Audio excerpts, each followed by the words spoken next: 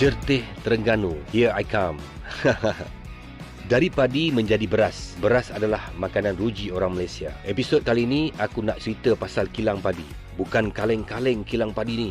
Bagaimana kilang termoden di Terengganu ini menjadi pengeluar beras dalam memastikan keterjaminan makanan di Malaysia berterusan. Kita nak tengok macam mana proses bagaimana untuk dapatkan beras. Yang korang tengok sekarang ni, kata Encik Tarmuzi, ni tak banyak lah.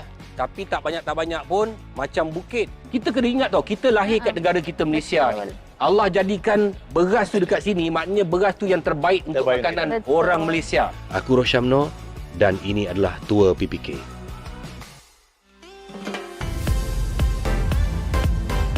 Assalamualaikum. Sekarang ni aku dalam perjalanan ke Konsortium Kilang Padi Buang Peladang Terengganu. So, ada pokok padi.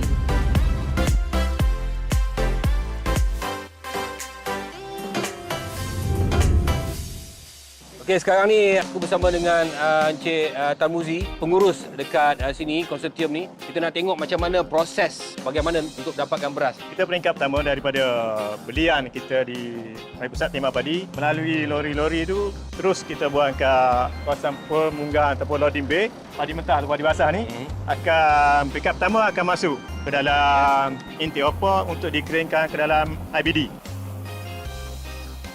Segala sampah-sampah akan dibuang dalam beg. Kemudian padi yang bersih akan terus ke dalam IBD. Kita keringkan dulu di sini. Oh, kena kering kan? Ya, sebab padi ni dia sebenarnya kandungan buat basah dalam beras tu tinggi. Oh. Kita tak boleh simpan terus sebab akan rosakkan beras. Okey, kalau macam sekarang padi tu dah kering kan, maknanya dia boleh simpan lama lah. Kita biasanya tanpa semusim lah. Kalau lebih daripada semusim tu dimakan Bubuk lah yang kecil-kecil sebab tu kan. padi sekarang ni tidak macam dulu. Padi dulu 6 bulan di sawah lah. Ya. Sekarang ni 100 hari. Kenapa macam tu? Padi sekarang ni jangka masak dia matang dia tu singkat. Teknologi lah. Teknologi. Baja Saya tidak petani tunggu lama nak dapat hasil. Penanaman padi kawasan Jertih ini akan harvest lebih kurang 2 kali setahun. Kebiasaannya 1 ekar boleh menghasilkan dalam 3 tan. Sekarang ni aku berada di atas ni, kita boleh saksikan ini di antara tempat-tempat untuk pengeringan. Kita nampak tengok macam mana padi-padi yang daripada situ dia masuk ke dalam lubang tu. Dan ini satu kilang padi yang besar. Alhamdulillah. Tahniah kepada LPP. Ambil berkat. Dan ini padi Padi yang dalam dia lah yang nasi yang kita makan dia panggil beras. Yang belum dibuang lagi dia punya sekam, dia panggil sekam kulit dia lah, ya. Sekarang ni padi yang basah dah dimasukkan ke dalam corong dan kemudian padi-padi itu akan dipindah ke dalam satu tangki yang besar dekat situ. Akan dikeringkan selama 16 jam atau 18 jam macam tu, ikut kadar uap ataupun basah kelembapan tu. Okey, jom kita pergi store yang sebelah sana. Jom. Kita simpan dalam storage ni lebih kurang 2 minggu sebelum kita mula mengisar. Sebab Tempat kita kering ni ada 28 unit. 28 unit. IBD yang satu-satu unit tu 15 metrik tan. Dan daripada sana maka sampailah dekat sini. Bila dah kering, discharge di sini. Untuk kita simpan lah. Yang korang tengok sekarang ni, kata Encik Tarmuzi, ni tak banyak lah. Tapi tak banyak pun macam bukit. Stor penyimpanan padi di dalam ini boleh mencecah 8,000 metrik tan. Kalau korang tengok dari jauh, macam longgokan pasir. Jom aku tunjuk korang lebih dekat. Sebenarnya di sebalik dia, ni padi yang dah kering. Ya, padi yang dah kering. Sebelum kita proses kerja-kerja milling atau mengisar padi kepada beras dijalankan, isi dalam media bin dulu. Satu lagi peringkat penapisan ataupun membuang sampah-sampah. Ini tempat kita kerja-kerja mengisar. Saya terpegun tengok ni, besar ni. Ha. Maknanya dekat sini kira last lap lah. Sini kita mampu mengisar beras 10 metrik tan beras per jam. Bilik Swiss dia kat mana? Bilik Swiss sana. Ini adalah bilik utama Swiss untuk kilang padi ni. Dalam bilik inilah semua proses akan dikawal dari A sampai Z. Aku sempat merasai sendiri pengalaman untuk mengendalikan proses ni. Bismillahirrahmanirrahim. Di antara beras-beras yang korang makan ni, di antaranya daripada tangan aku punya tekan. Itu dia.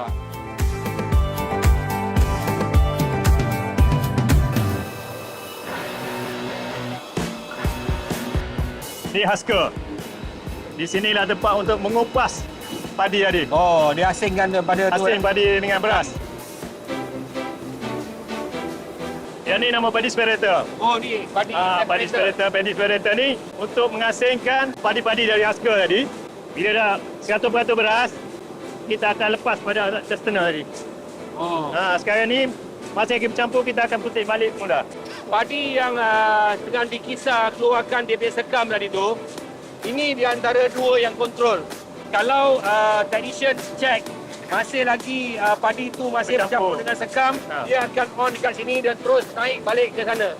Kalau dah okey, dia akan on yang ini dan dia akan pindah ke sini. Sekarang ni dah tak ada lagi sekam, tapi beras ni masih lagi berwarna perang. Ya, yang macam tadi proses, dia ada proses untuk putihkan dia.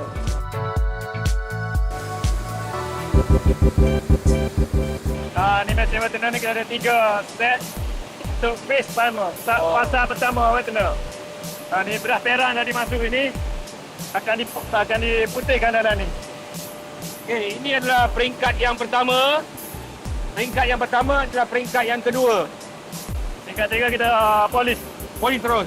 Polis tu. Dekat mana tu? Sana. Yang ni polis ni lebih kepada shining lah. Yang ni kalau macam ni ada lagi habuk-habuk. Sini kita ada habuk. Tadi asing kan habuk-habuk ada Ya. Okey. Lepas peringkat ni kita masuk dalam rotary.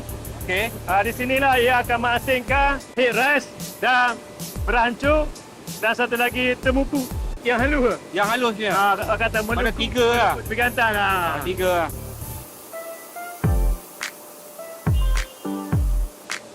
Ni daripada tadi beras-beras yang kita asingkan tadi, dia akan keluar kepada 3 jenis. Hancur halus. Hancur halus. Tu kategorikan nama D2. Yang ni hancur kasar, yang ni patah 2 yang tadi. Yang ni yellow. Headrest. Kat sinilah diorang akan buat grade beras. Contohnya ST 10%. 10% tu maknanya beras yang hancur. Tapi apa beza beras hancur dengan beras biasa? Sama je. Sama je. Tapi siapa nak beras hancur? Apa salahnya makan Dia dalam kata bawah macam hancur juga. biasa orang pandang dari kulit dia tu. Dia tak pandang lagi isi. Baru aku tahu sekarang. Kalau kau tak nak hancur, kau makan kau jangan kunyah. Hanya kunyah. Telan je. Telan.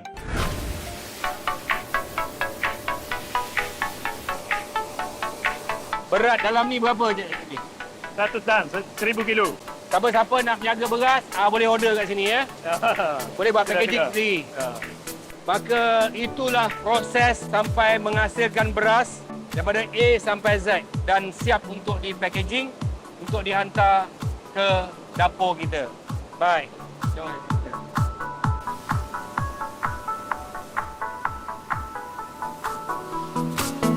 Saya hari ini bersama dengan Puan Hasmila dan juga Encik Tan Muzi. Ini bos LPP Negeri Terengganu.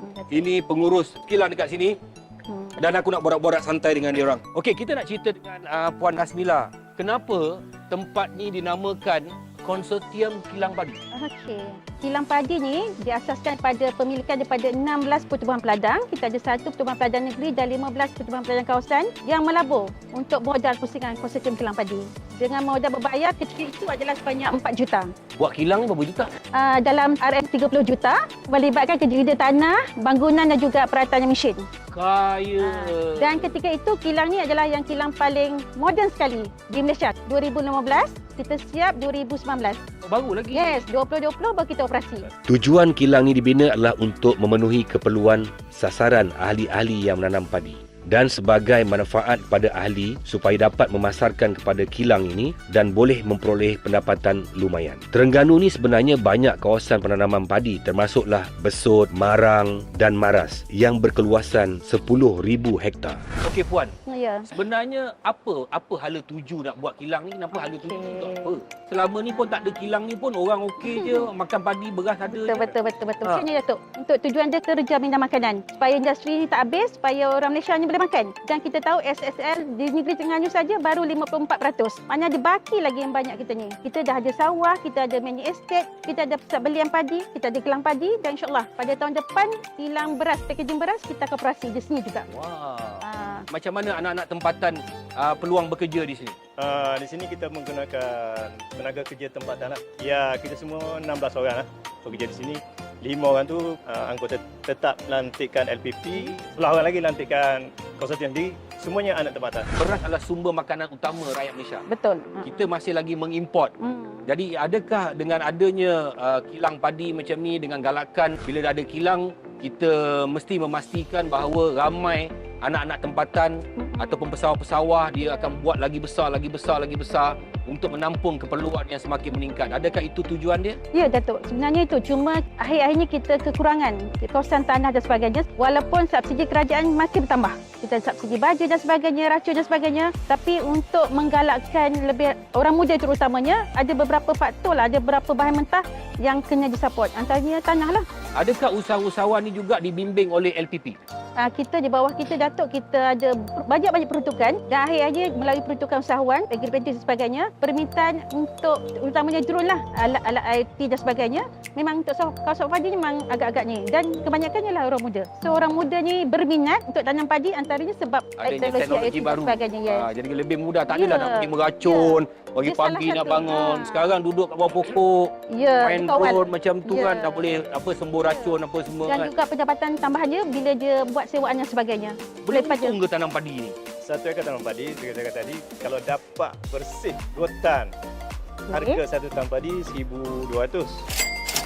Tidak termasuk subsidi lah. Kalau masuk subsidi, termasuk Ada subsidi. subsidi lagi? Ada Kerajaan bagi subsidi sekarang ni RM360. Dah 1,560. 1,560. Kos dia lebih kurang 1 ekar. Perbanyak pun dah 1,000 lah. Hala tuju LPP Terengganu dengan penanaman padi ni. Ke kadang-kadang orang kata, alah projek kerajaan ni sebenarnya buat-buat macam buat main-main lah semua. Tapi lepas tu tak ke mana. Orang kata macam tu.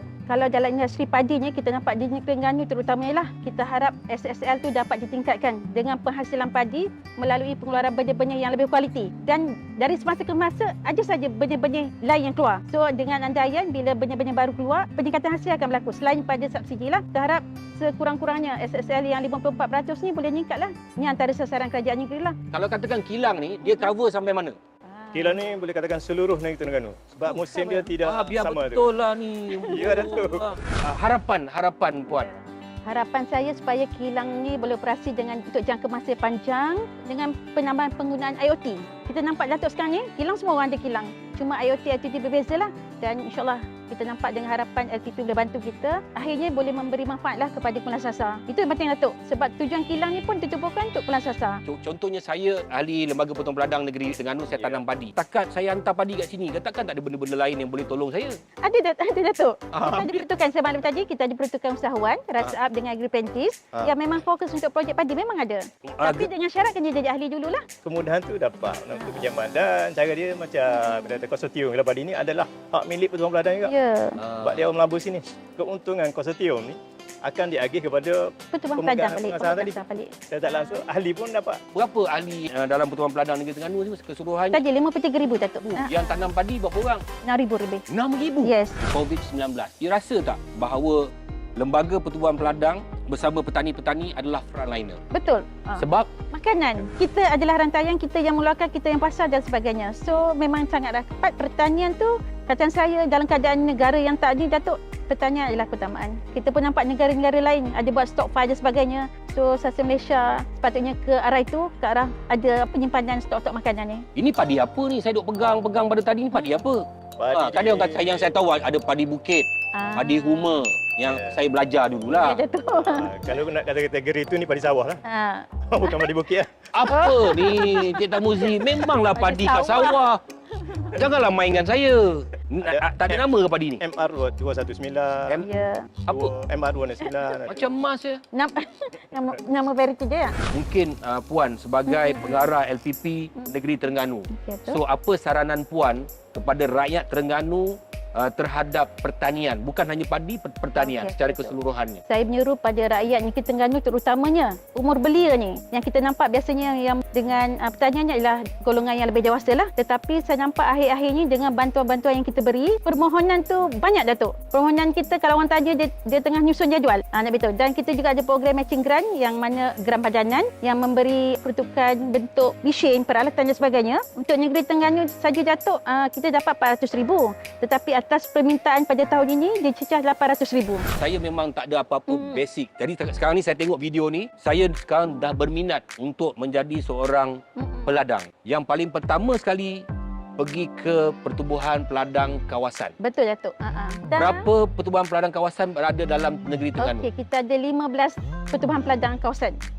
Maknanya Setiap setiap daerah? parlimen. Setiap parlimen ada. Sebenarnya Datuk Maklum datang, rujuk pada kaunter dan kata nak jadi ahli, hantar permohonan dan kita akan submit dalam mesyuarat ahli AJP untuk kelulusan dan sebagainya. Once dapat tu, kita ada beberapa empaan. Tengoklah apa yang dia minat kan, apa yang dia minat.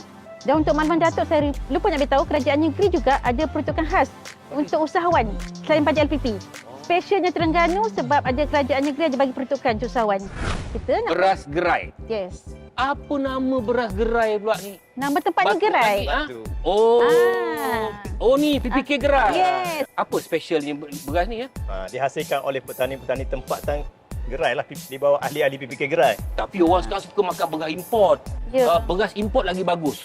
Orang selalu fikir macam tu. Apa kata puan? Kita kena tukarlah fahaman tu. ya ke? Betul juga. Kalau tidak, siapa nak makan beras yang kita tanam sendiri? Kita kena ingat tau, kita lahir kat negara kita Malaysia ni. Allah jadikan beras tu dekat sini, maknanya beras tu yang terbaik untuk makanan orang Malaysia. InsyaAllah tak lama lagi, dalam bulan 3, kilang pembungkusan siap. InsyaAllah akan bertebaranlah di merata-rata beras gerai. Jadi kalau korang nampak beras gerai, maknanya dia adalah super special, datang daripada negeri Terengganu. Memang 100%. Memang dijaga kualiti dia. Dan korang boleh rasa, tadi aku makan tengah hari, beras dia macam ni. Ada tak nama-nama besar kat dalam pasaran ni yang order beras daripada sini?